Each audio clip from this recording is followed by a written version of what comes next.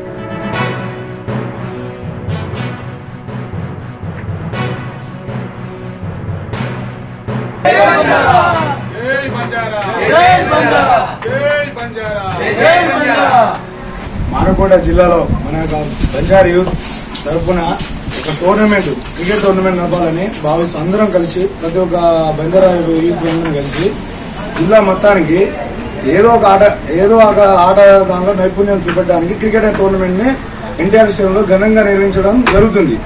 అది కూడా ఏప్రిల్ 10వ తారీఖు ఘనంగా ప్రతి ఒక్క బంజారా బిడ్డ కూడా ఆడడానికి, ప్రతి ఒక్క ఆసక్తి గల బిడ్డ కూడా, ప్రతి ఒక్క మానకోట జిల్లా తరఫున ప్రతి ఒక్క బిడ్డ వచ్చి ఆడాల్సిందిగా మా యొక్క విజ్ఞప్తి.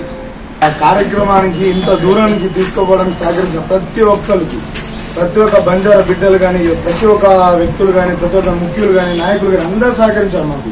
ముఖ్యంగా మా వార్డు కౌన్సిలర్ 11వ వార్డు కౌన్సిలర్ గోగులోత్ బాలునాయక్ కూడా చాలా విధంగా ప్రోత్సహించారు. ప్రతి ఒక్క ఆటలో మీ అందరూ నైపుణ్యం ఉండాలని మాకు ఎక్కువగా ప్రోత్సహించి మా యొక్క వార్డు కౌన్సిలర్ గారు, అతనికి మా యొక్క అందరి తరఫున ధన్యవాదాలు తెలుపుతున్నాం. 10వ తారీఖు జరిగే ఈ యొక్క టోర్నమెంట్ కు స్థానిక ఎన్టీఆర్ స్టేడియంలో ముఖ్య అతిథులు మేడం గిరిజన శాఖ రాథోడ్ గారు, అదేవిధంగా స్థానిక మాలోత్ కవిత గారు, అదేవిధంగా స్థానిక ఎమ్మెల్యే మాధవ్ శంకర్ నాయక్ గారు, ఎమ్మెల్సీ తక్కెలపల్లి రవీంద్రరావు గారు, తర్వాత స్థానిక మున్సిపల్ కౌన్సిలర్ మేము, తర్వాత చైర్మన్ బాలవాయి రామారెడ్డి గారు, ఎండి ఫరీద్ గారు, ప్రతి ఒక్కరు కూడా ఈ కార్యక్రమానికి వచ్చేస్తున్నారు.